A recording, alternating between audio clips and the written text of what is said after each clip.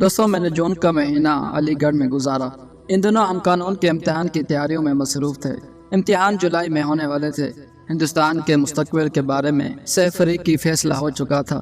इसलिए 3 जून 1947 को all India radio पर viceroy mountain batten, Pandit Nehru, Quaid-e-Azam Mohammad Ali Jinnah और सरदार बलदेव सिंह की तकरीरों का बंदोबस्त किया गया था। अक्सर लोगों के पास रेडियो न थे, इसलिए सरशाह में यूनिवर्सिटी के बाहर बाजार और कैफे के पास उस्ताद, तुलबा और मुसलमान शहरियों का इज्तिमा होने लगा। लोग बेचैनी से तकरीरें सुनने का इंतजार कर रहे थे। सबसे ज्यादा खुशी कायद-ए-आज़म की तकरीर की हुई।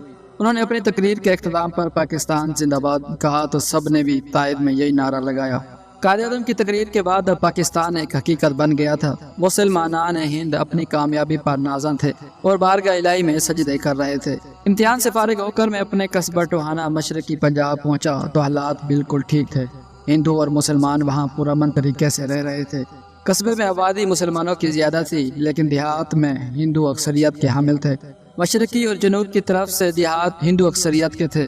अलबत्ता मगरबी जानिब के देहात में मुसलमानों की अक्सरियत थी और इसका सिलसिला पाकिस्तान के मौजूदा इलाकों तक चला गया था। जुलाई में वस्ती हिंद और पंजाब के बाज़ इलाकों में फिरका वाराना फसाद शुरू हो गए थे, मगर इनसे हमारा इलाका मुतासिर न हुआ था। मौसम गर्मा की तातीलात हो चुकी थी। मेरे अक्सर दोस्त कॉलेजों और स्कूलों से घर आए हुए थे। कुछ दोस्त जो फौजी या दूसरे सरकारी महकमों में मुलाजमत कर रहे थे, वो भी छुट्टी मनाने टोहाना चले आए थे। हमने अपनी हिफाजत के तौर पर प्रोग्राम बनाया कि नौजवानों को जिस्मानी तरबियत दी जाए। तजवीज़ माकूल थी, बड़ों ने भी तायद की।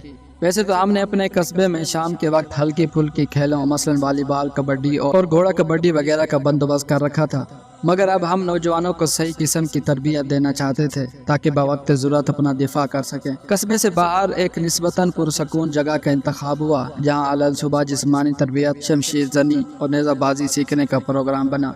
खुद ही उस्ताद बने और खुद ही शागिर्द। जिस्मानी तरबियत देने की खासी मुश्किल जिम्मेदारी मेरे हिस्से में आई। इस तरबियत के साथ साथ अक्सर ने नेज़े बनवा लिए। नेज़ों के अलावा मजबूत लाठियाँ भी तैयार कर ली गई। आज़ादी हिंद का ऐलान हो चुका था और तारीख का भी, लेकिन हालात अभी तक पुरसकून थे। हमारे कस्बे में अखबारात तो बाकायदगी से आते थे, मगर इन दिनों रेडियो सिर्फ 2 या 3 घरों में थे जहाँ लोग ताज़ा खबर सुनने एहतमाम से जमा होते। खबरों के बाद गपशप और तबसरा होता। हमें बाउंड्री कमीशन के फैसले का बड़ी शिद्दत से इंतजार था। मरदमशुमारी और पिछले तमाम रिकॉर्ड की बिना पर यकीन था कि हमारा इलाका पाकिस्तान में शामिल होगा। अलबत्ता अखबारात की खबरें और हिंदुओं के तबसरे नए नए खदशात को जन्म दे रहे थे। इसलिए हम चाहते थे कि जितनी जल्दी मुमकिन हो नई मुमलिकत की सरहदें मुतय्यन हो जाएं। सरकारी इदारों में अफसरान के तबादले हो रहे थे। हमारे मुसलमान पोस्ट मास्टर साहब अगस्त के पहले हफ्ते मगरबी पंजाब में तब्दील कर दिए गए। मुसलमान डॉक्टर भी साहिवाल चले गए। थानेदार सैयद इनायतुल्लाह और हेड मास्टर साहब इंस्पेक्टर ऑपरेटिव सोसाइटीज़ और कुछ दूसरे एहलकार मुसलमान थे। टाउन कमेटी के चेयरमैन और 3 अरकान भी मुसलमान थे, जबकि 2 मेंबर हिंदू थे। मुसलमान एहलकारों के तबादले ज़ाहिर कर रहे थे कि दाल में कुछ काला है। रमज़ान मुबारक की अपनी बरकतों के साथ हमारी हिम्मत अफजाई का मौजा बन रहा था। नमाजियों की तादाद में इजाफा हो गया। नमाज जुमा के लिए मस्जिदों में जगह तक न मिलती। रात को नमाज तरावी के लिए लोग जोक दर जोक मस्जिदों का रुख करते और बड़ी खुशू खुजू से दुआएं मांगी जाती। 14 अगस्त का तारीखी दिन भी हमेशा याद रहेगा। कायद-ए-आज़म मोहम्मद अली जिन्नाह ने एक बावकार तकरीब में पाकिस्तान का गवर्नर जनरल बनने का ऐलान किया। हमने इस रोज़ पाकिस्तान के इस्तेकाम और सलामती की दुआएं मांगी। बड़ी खुशियाँ मनाई गई। अफ्तारी के मौके पर मिठाइयाँ तकसीम हुई। खबरें सुनते रहे। 14 अगस्त को भी हमने बाउंड्री कमीशन के फैसले का शिद्दत से इंतजार किया। 15 अगस्त को आज़ादी हिंद का बाकायदा ऐलान होना था। नायब तहसीलदार हिंदू था। उसने हमारे चंद बुजुर्गों को पैगाम भिजवाया कि आज़ादी की पुरमसरत तकरीब में हिस्सा लेने आए। चंद नौजवानों ने मुखालफत की, मगर आखिर में फैसला हुआ कि तकरीब का बाइकाट नहीं करना चाहिए। इस वक्त भी हमें यकीन था कि हमारा इलाका पाकिस्तान ही बनेगा। बुजुर्ग हजरात गए। कांग्रेस का तिरंगा तहसील की इमारत पर लहरा दिया गया। एन उसी वक्त स्कूल के मुसलमान बच्चों ने इकट्ठे होकर सब्ज झंडा हाथ में लिया और मेरे खालाजाद भाई शौकत अली खां की रहनुमाई में एक छोटा सा जुलूस निकाला। यह जुलूस तमाम शहर में गश्त करता रहा। वो हिंदू अक्सरियत के इलाके में भी गए और पाकिस्तान जिंदाबाद और कायद-ए-आज़म जिंदाबाद के नारे बुलंद किए।